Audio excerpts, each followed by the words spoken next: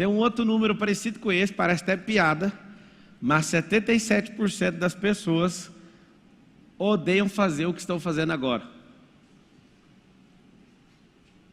Se eu cruzar esses dois dados, uma coisa comprova a outra.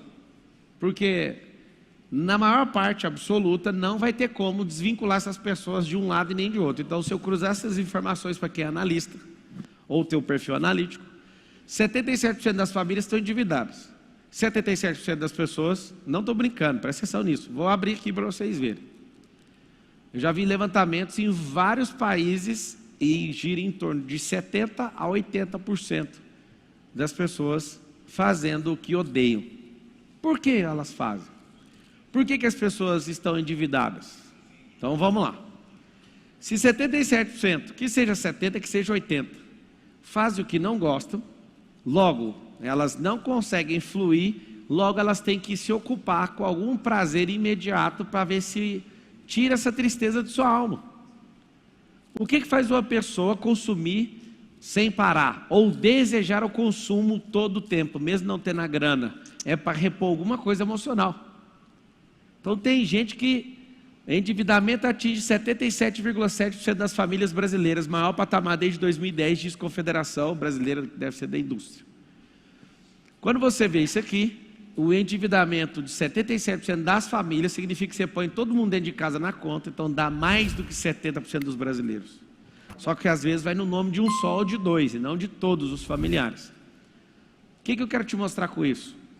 As pessoas que não fazem o que gostam, ou que vivem na amargura, elas vivem caçando coisas para repor o emocional delas. Você que às vezes come descontroladamente, o seu problema é um só. Você não está atrás de comida. Você está atrás de repor emocionalmente esse negócio. Não é comida. Só que aí você começa a comer a emoção e você fala, é isso que eu quero. Às vezes eu abandono. Você já sabe por que você come. Ou se não sabe, eu te mostro. Esse número aqui é alarmante. Por quê? Eu vou te falar os motivos que levam a pessoa a se endividar, mas eu estou te mostrando a causa raiz. Ser treinado para algo que você não nasceu para fazer, que você não gosta de fazer, vai te manter frustrado. E para acabar com a frustração, eu preciso compor com algum prazer. E o prazer está nas coisas. O prazer não está em desfrutar na vida. Estava num jantar agora com alguns alunos que vão fazer o MEDP amanhã. A primeira vez que eu faço isso. Primeira vez que eu dou um acesso para jantar um dia antes com alguns alunos. Foram 10 alunos. E eles me perguntaram, cara, mas como é que é esse negócio de trabalhar demais? Eu falo, cara, vocês têm essa impressão lá no Instagram? Tem. Olha a fala da Carol. A sala da Carol é do lado da minha, é tudo de vidro. A Carol de vez em quando bate lá na porta e fala, vocês vão trabalhar não? Eu falo, mano, você está de brincadeira comigo. O Marcos Paulo, certa vez, perdeu uma sociedade de centenas de milhões de reais comigo, porque ele me chamou de trabalhador. Nossa, mas você foi tão duro assim? Fui. Ele falou, você não pode ganhar esse tanto de dinheiro, você é um trabalhador. Não. Ele falou assim, você ganha esse tanto de dinheiro, eu não acho justo, porque você nem trabalha. Aí eu falei, você está achando que eu tenho que trabalhar? Eu sou o gestor. Aí ele falou, então, não é justo. Aí eu falei, uai, você está querendo ganhar mais que eu? Não, acho que a gente ganha o mesmo tanto. Uai, vamos fazer o seguinte, eu tenho uma proposta melhor para você. Fica com 100%. Aí ele não entendi, 100% é eu fora, você cuida do que você quer, problema é seu. Nós desfizemos a sociedade. E ele foi embora. Fala, o que você está falando? Não existe a possibilidade de eu trabalhar uma hora nenhuma hora, porque quando você faz o que gosta, não tem como alguém imputar trabalho para você. Quando você faz o que você foi chamado, não tem como isso ser chamado de trabalho, porque trabalho é castigo, eu te dou o drive mental do trabalho. Pá, mas eu gosto de ajudar as pessoas. Deixa eu te falar, que nível é esse que você está ajudando pessoas? Eu entendo que você tem que ter uma profissão, para você entrar na escala certinho, mas depois que você dominou isso, para que você vai ficar com isso? Por que você não vai empreender? Empreender dá muito trabalho também, não dá? Mas na hora que você estiver muito bom, por que você não sai disso? Por que você não vai investir? Porque ninguém te ensinou que tem como fazer. Uma pessoa fala para mim, eu estou desempregado tem 2 anos, eu falo, você é livramento, filho, caça um trem para vender. E o cara acha uma maldição, fica desempregado. Pá, mas nem todo mundo pode ouvir sua mensagem. Ah, mas se todo mundo pudesse ouvir, tinha 1 bilhão de pessoas assistindo. Esse tanto é o tanto que precisa de ouvir. Esse tanto representa o tanto de transformação que eu já produzi, está tudo certo. O tanto de tráfego que eu gasto, eu estou gastando pouco. Na hora que eu quiser gastar muito, você vai ver o que vai acontecer. É isso aí que tem que ouvir. Se você parou até aqui, a mensagem é para você. Só que você é tão vítima que você fica pensando, mas se o mundo inteiro empreendesse? Se o mundo inteiro empreendesse, não ia precisar de governo. Se todo mundo empreendesse, queria que todo mundo escrevesse aí para a gente começar a abrir a mente do brasileiro. Se todos empreendessem, não precisaríamos de governo, porque o governo não produz riqueza, ele só toma a riqueza dos outros para dividir com quem não produz. Então nós vamos abandonar quem não produz. Não, vamos ensinar, vamos destravar esse povo. Não é sobre abandono. Mas pelo amor de Deus, os caras ficam com a menor parte da riqueza que a gente produz e parece que eles mandam na gente. Nunca. A mentalidade de quem governa uma mente que governa é maior do que todo o governo, federal, estadual e municipal juntos. As maiores famílias do mundo têm mais riqueza que países juntos. Por quê? Porque são famílias governantes. Mas uma coisa você tem que aprender, para com essa merda de fazer coisas que você não foi chamado. Dá para tirar proveito de tudo, então não joga fora a sua experiência, mas carrega isso para o seu próximo nível, é isso que eu quero te explicar. Não é para você ficar um imbecil. Mas essa relação desse 77% é muito forte. Por que você faz o que você não gosta? Pergunta para a pessoa, ela vai responder, não sei. Aí eu pergunto, mas e se você soubesse? Ela, se eu soubesse, eu te daria a resposta. Mas uma pessoa que gosta de você, a mais próxima, aí eu vou perguntando até chegar. A pessoa fala, não, eu faço isso porque era o sonho do meu pai. Meu pai talvez esteja assistindo agora. Meu pai quis que eu fosse funcionário público. Meu pai trabalhou em banco do Estado desde os 15 anos de idade. Meu pai trabalhou no legislativo, tudo funcionalismo público. E aposentou como funcionário público. Qual que é a instrução? Qual foi a instrução que meu pai me deu?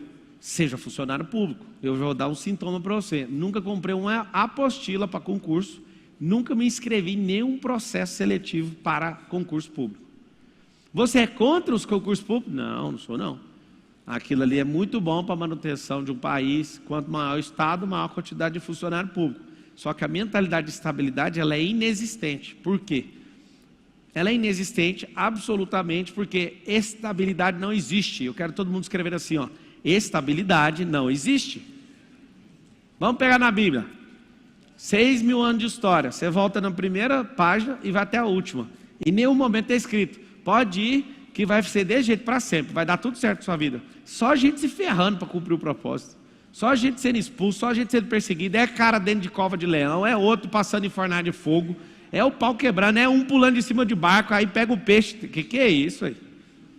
Peixe engole o Jonas e volta para lá. Paulo fala que se o escorpião pica, não sei o que, cobra te pica. Mano, você vai se lascar na vida para cumprir o propósito.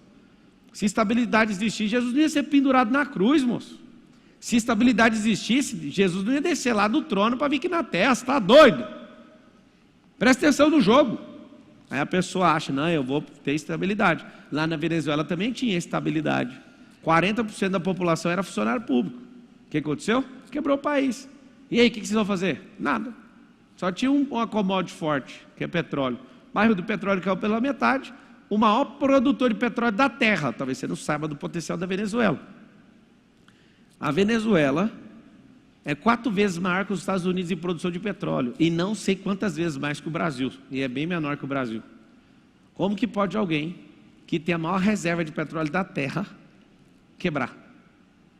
Não é sobre o tanto de dinheiro que você tem, a cabeça que você tem. Você põe toda a nação com a cabeça de estabilidade, sendo que é uma coisa que não existe, o país quebra. O que aconteceu?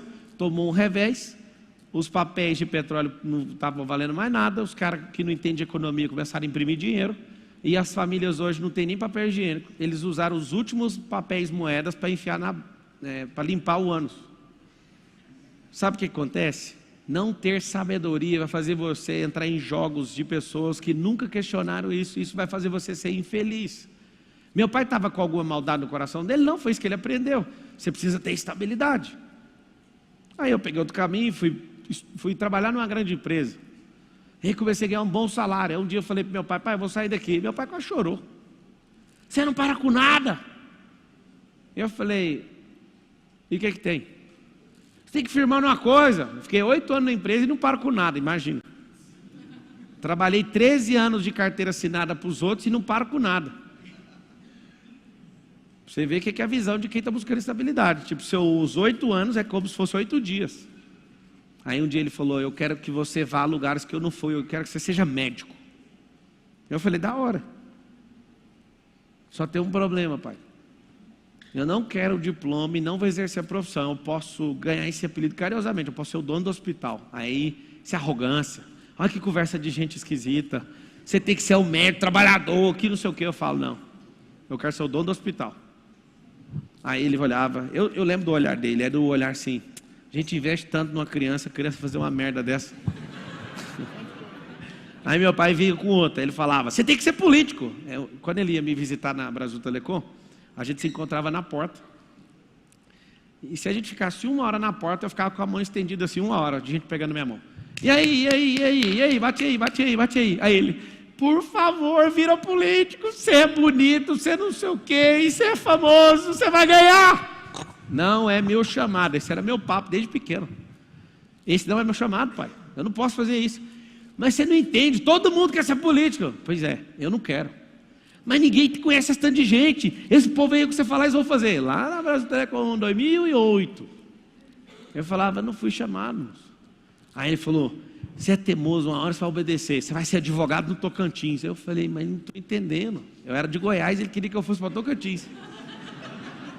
Esse era a coisa da cabeça dele. Aí um dia eu cheguei no meu pai e falei, pai, eu quero te honrar. Eu vou pagar a faculdade de medicina para o senhor. Olha, quem que quer fazer medicina aqui? Eu falei, uai, não era seu sonho? Ele falou, era, mas eu quero que você realize. Eu falei, vamos pagar, vai lá, dá trabalho fazer isso aí. Ele falou, não quero não, tá doido? Já passou da hora. Eu falei, então não me impõe nas coisas que é sua. De não parar em nada, eu posso pagar a faculdade para você de medicina, pode ir. Você acha que ele topou? As intenções do meu pai sempre foram boas ao meu respeito, mas era a crença que ele tinha. E papai, se você estiver assistindo, não se sinta desonrado. Mas eu lembro de cada momento e de cada repreensão. O Senhor foi me moldando para ser do jeito que o Senhor sabia, a forma certa. E eu te agradeço por isso, porque isso foi uma forma de ver que eu não tinha que fazer. Agora, vários filhos que estão aqui me assistindo pela internet, estão assistindo aqui pessoalmente, aconteceu um milagre. Sabe qual foi o milagre? Você estudou uma faculdade completamente inválida para agradar alguém. Você faz parte dos 77% que odeia. Eu nem entrei no assunto de dívida, sabe por quê? Porque você está devendo o reino. Você está devendo a Deus. Você está devendo um monte de gente que está morrendo porque você não abre essa boca. As dívidas não é no SPC nem no Serasa. A dívida vai ser o dia que você parar na frente do trono branco e falar assim, o que você fez com a vida que eu te dei? Várias pessoas aprenderam que cumprir o propósito tem a ver com a sua profissão, não tem nada a ver. Cumprir o propósito tem a ver com a sua vida, onde você é usado, onde você estiver. E aí está o grande lance. Pensa no tanto de pressão que você toma na vida. Eu gostava de jogar bola, mas nunca fui um exímio jogador de futebol. E eu pedia para Deus em oração, me faz ser jogador de futebol. E eu ia nas peneiras, ninguém me pegava. E sabe aquela coisa, eu falava, eu vou romper essa barreira, e não consegui. Meu pai queria que eu fosse uma coisa. Eu estava motivado pelo ambiente que eu estava, para ser jogador. No final das contas, sabe o que acontece? No meio do caminho da sua vida, você é picado por algo. O empreendedorismo. Meu alvo de vida era ser delegado da Polícia Federal. E é isso que eu queria ser. Fui para o direito. Eu lembro da primeira aula, alguém perguntando, o que você quer ser quando você formar? Cada um foi falando uma coisa, eu quero não. Eu serei delegado da Polícia Federal. Passou 1 ano, 2 anos, me perguntaram de novo, você quer ser o quê? Eu falei, eu serei o melhor advogado do Brasil. Enquanto isso eu estava do outro lado da rodovia, eu atravessava a rua eu era atendente de call-center para pagar a faculdade. Eu só virei atendente de call-center, nem queria saber de Brasil Telecom, eu só entrei lá para pagar a faculdade. E a minha mentalidade era, estou nem aí para essa empresa. O que eu quero é só pegar o dinheiro de lá e pagar a faculdade e não quero saber. Só que no meio do percurso apareceu uma vaga, instrutor de treinamento. E aí eu ficava nervoso em qualquer conversa, aí eu começava a gaguejar. Aí eu falei, eu vou participar dessa entrevista aí e vou passar. Aí um amigo meu falou, você é gago, se enxerga. Aí eu olhei para ele, então você vai ver. Eu escrevi, não li tudo que estava escrito. E aí marcaram o dia da entrevista. Eu tinha um cabelo aqui, pesava 59 quilos nesse dia. Eu peso 85 hoje, só que o meu cabelo era no ombro e bem magro, magérrimo. E aí eu entrei na entrevista com a bermuda de skate. E aí todo mundo estava de terno. Escuta, quando você começa a achar seu propósito, toma cuidado com o que vai acontecer. Tudo está pronto para dar errado. Cheguei com a bermuda, eu não sei explicar como que eu usava isso. Até hoje a Carol, ela também tenta explicar, ninguém entende. Pensa num senhor de 59 quilos, fino, usando uma calça número 51. Eu era skatista, andava de skate, eu pegava o cinto, travava ele e amarrava na calça. Eu dobrava a calça assim, ó, era style, dizendo o povo da época. E eu andava com aquele trem, eu tinha uma calça dessa que soltava o zíper, eu coloquei o zíper, foi de bermuda, cabelo bem aqui, sem roupa social.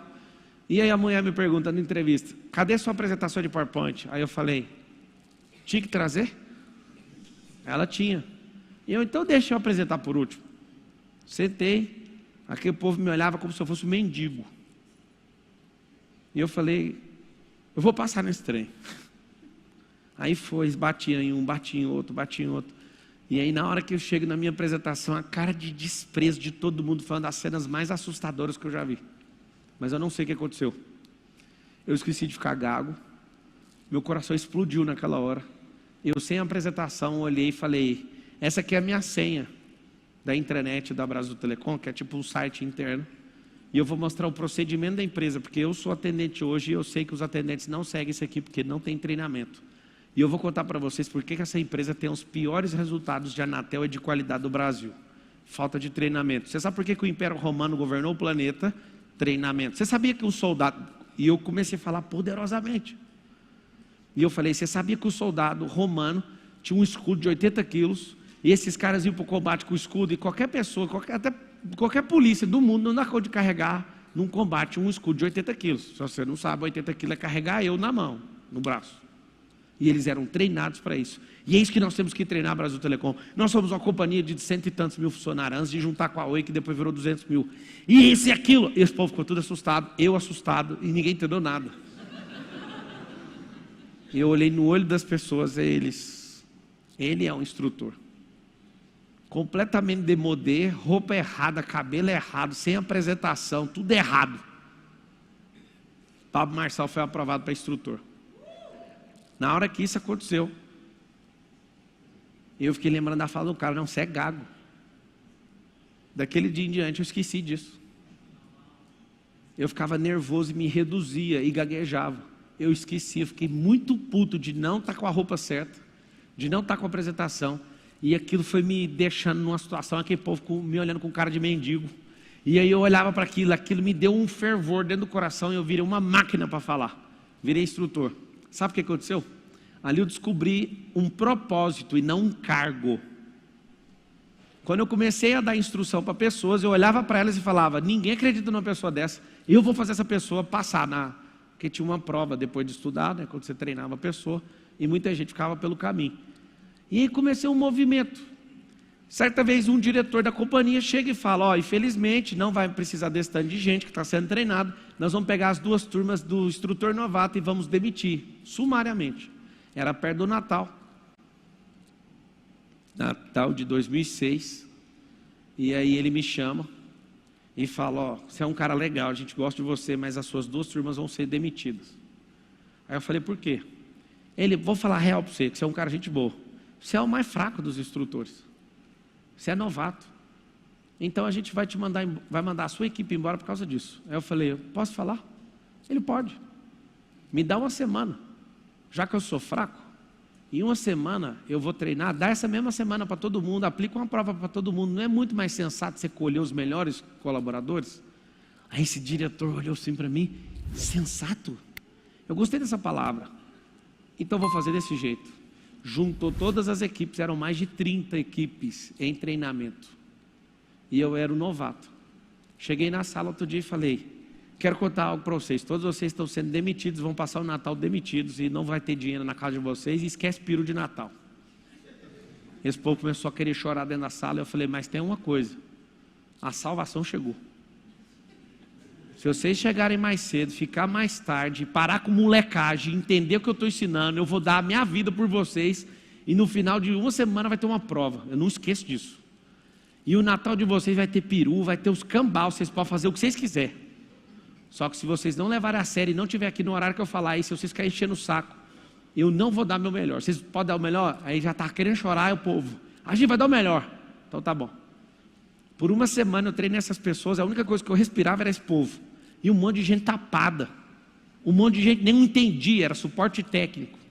Tinha gente que não tinha nem computador. Mas eu não entendo. Você vai chegar 3 horas mais cedo. Aí a pessoa, você pode explicar? Você vai chegar 3 horas mais cedo. E eu continuava explicando, você pode vir cedo. Os que não entendiam.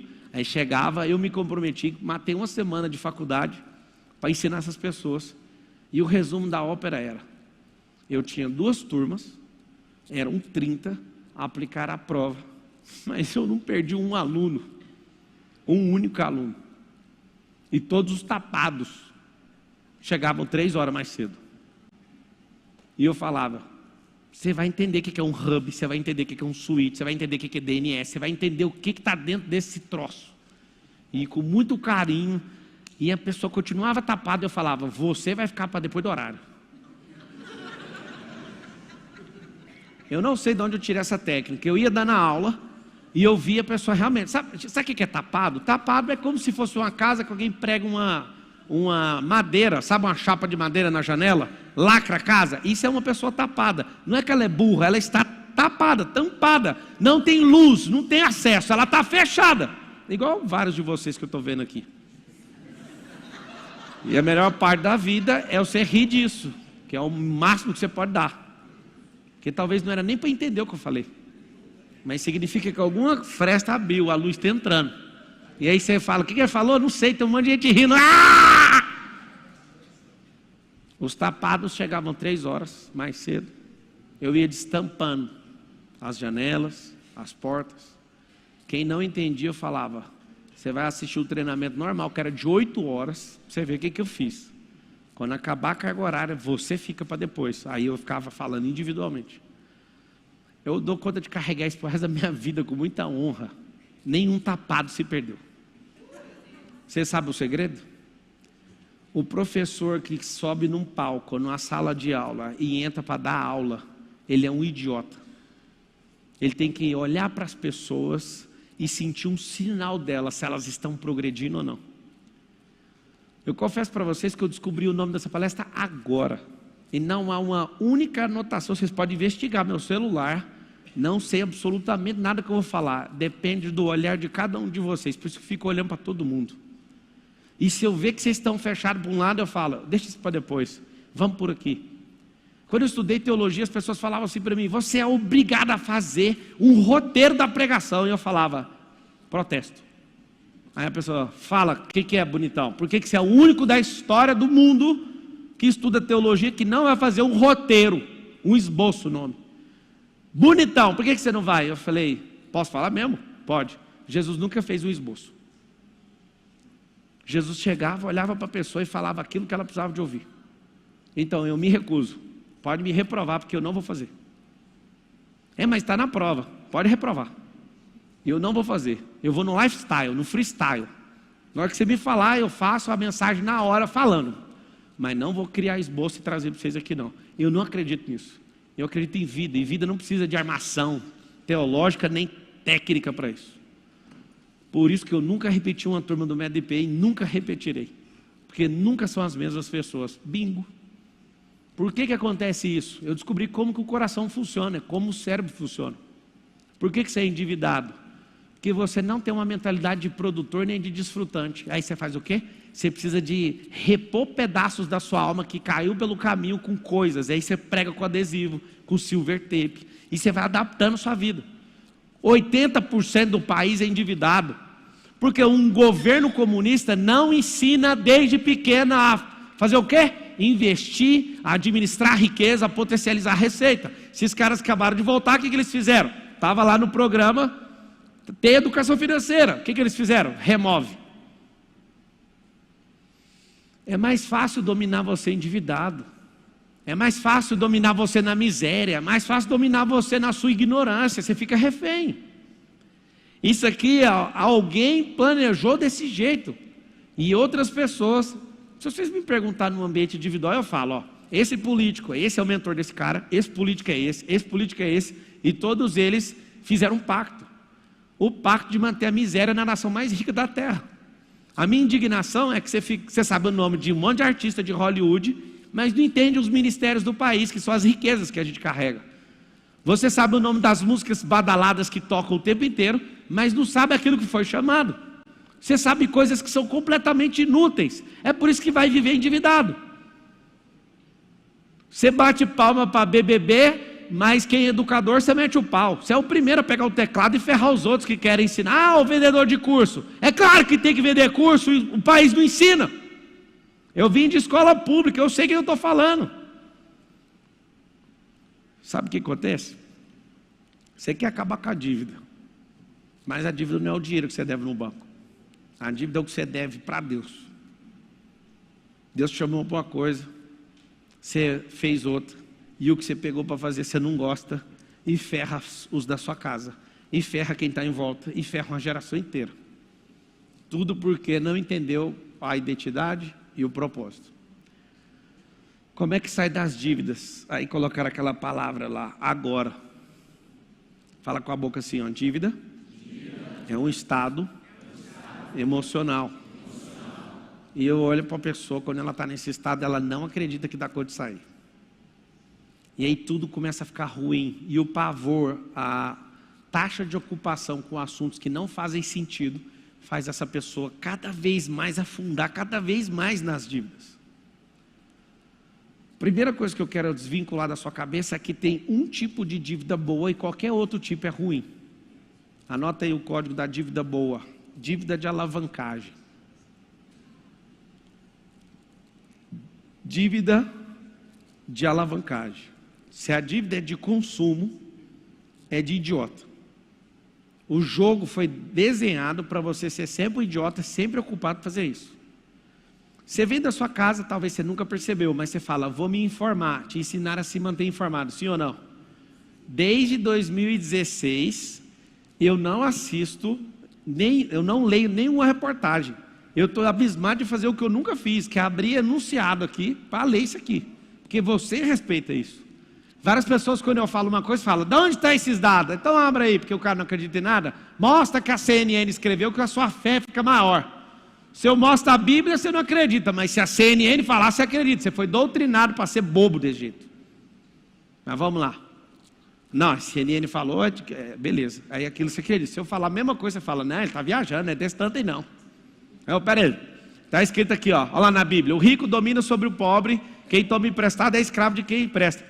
Não, a CNN é melhor do que isso aí. 3.000 anos escrito certinho.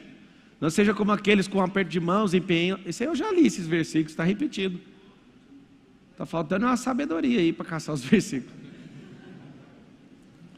Seguinte, 2 tipos de dívida. Dívidas. Consumo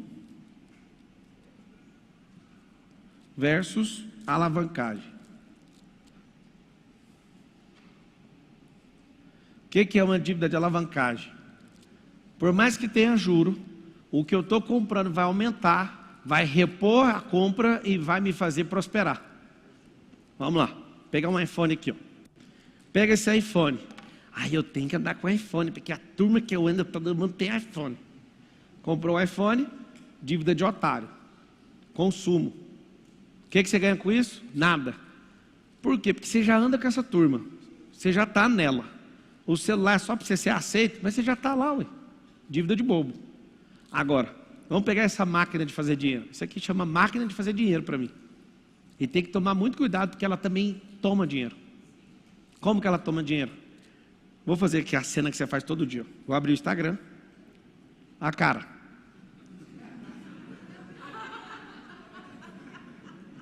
Estou indo no Rios, aqui ó.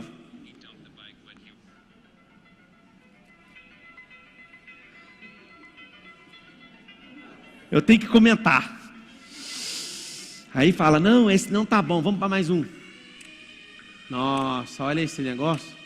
Nossa, que interessante, essa música de fundo tá me prendendo aqui, ó. Aí vai mais um. Nossa, que rodovia bonita, vai bater, esse caminhão vai bater. Vai escorregar, não, escorregou não, vai. Aí você fica aqui, ó, só 4 horas.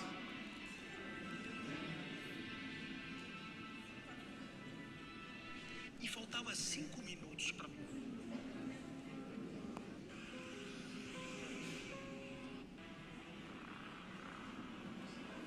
Responda rápido essa questão. Relógio de bolso custa 300.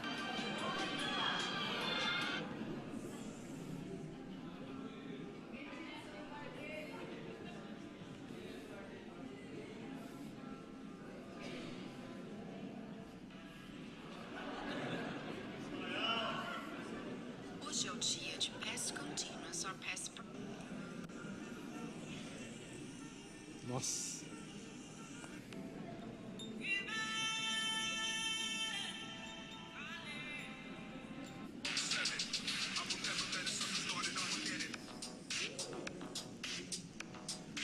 Uma das notícias mais importantes. Ah, mas eu não vou deixar sair, não. Ah, não.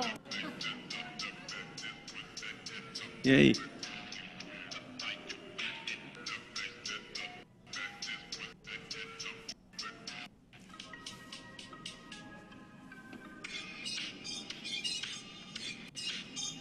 Tanto eu, um jovem advogado empreendedor, gasta para manter meu atual padrão de vida.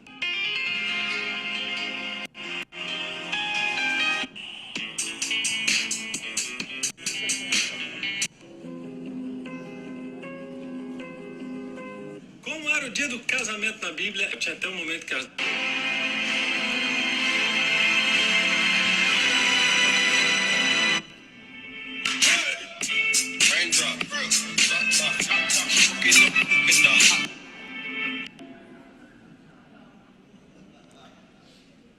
Como que não fica endividado? Você esquece até o que você se propôs a fazer, ué. Curti demais esse rolê, na moral. Alguém se identificou aí ou não? Fala o livro que você leu essa semana. Fala quantos livros você leu esse ano. Você lê porque tem um cara que não para de aparecer no seu cérebro quando você está dormindo, 4h59, 9 da manhã, 15h21. É por isso que você está lendo. Porque você tenta ver o Rios, aparece. Oi, tudo bem? Eu sei que foi por isso. Eu acho bonito demais alguém me ver na rua. Deus me mostrou. Você foi? Não, foi o tráfego pago. Coloquei R$1 milhão lá, te achou no meio do lugar lá. Quando você parou de ver o Rios, apareceu eu. Deixa eu te explicar uma coisa. É isso que acontece com você. Eu deixei 400 pessoas aqui absolutamente desconectadas daquilo que elas vieram fazer, porque eu neguei meu propósito por entregar minha atenção inteira para nada. Alguns de vocês pensaram, mano, eu paguei essa palestra, esse cara não vem. Ele está fazendo graça. É assim que você faz com os outros. Tem muitos lugares lotados de pessoas que precisam te ouvir, mas não ouvem porque você é um idiota. Ou melhor, se faz de idiota. Se ficar ofendido é porque é. Se não é com você, você fala, mano, esse é o suficiente para eu largar essa desgraça. Você é endividado porque você coloca a sua vida inteira em merda nenhuma. É isso que acontece com você. Você acha bonito, fica mandando esses rios o dia inteiro para os outros, fica vendo TikTok. E você foi dominado e nem percebeu. Se você não entender o que você foi chamado, não entender o que é desfrute, você vai viver endividado, mas não é só com dinheiro, é com o mundo espiritual. Era para você estar fazendo fogo descer do céu uma hora dessa, com essa geração, com tanta tecnologia, era para todo mundo aprender. Eu falo bem aqui agora, vai expulsar um demônio, Deus me livre! Mas tem milhares de anos que os demônios descem aqui, a pessoa fica possessa, até hoje você tem medo disso, não dá para você estudar isso não. Aí é um assunto que você tem mais medo que o outro. Vai abrir empresa? Não, eu morro de medo. Você que é medroso, essa é a maior dívida que você tem com o reino. Porque na palavra fala assim, ó, os tímidos não herdarão o reino. Acha o versículo aí para esfregar na cara desse povo. Os tímidos tem uma classe de gente que não vai herdar o reino. Não tem nada a ver com a salvação, estou falando de reino. E aí você veio aqui para resolver suas dívidas. Deixa eu te falar uma coisa. Você imagina você feliz fazendo o que você foi chamado, acordando cedo, conectando a sua mente no mundo espiritual, lendo a Bíblia, não tem nada a ver com religião, escolhe uma lá, e começa a transbordar na vida dos outros, e você corre todo dia, ou então pedala, libera endorfina, aí você tem uma novidade de vida, e sempre você está num desafio, a dopamina te pega, e você anda com gente que te ama, aí você abraça a pessoa, você sente que ela te ama, seu coração acelera, aí você libera ocitocina, e você vive vivo, viver vivo. Como que fica endividado? Você entrega o amor que Deus colocou no seu coração para as outras pessoas, como que você fica em dívida? Vocês que não transbordam em amor vivem em dívida, porque vocês não conseguem pagar a Deus. Certa vez eu pensei, Deus, o que eu posso fazer para ser melhor? Ame as pessoas. Eu já amo. Não ama, você fica calado. Eu já tive a crise que você tem, talvez. Quando a Carol me conheceu, eu não suportava gente.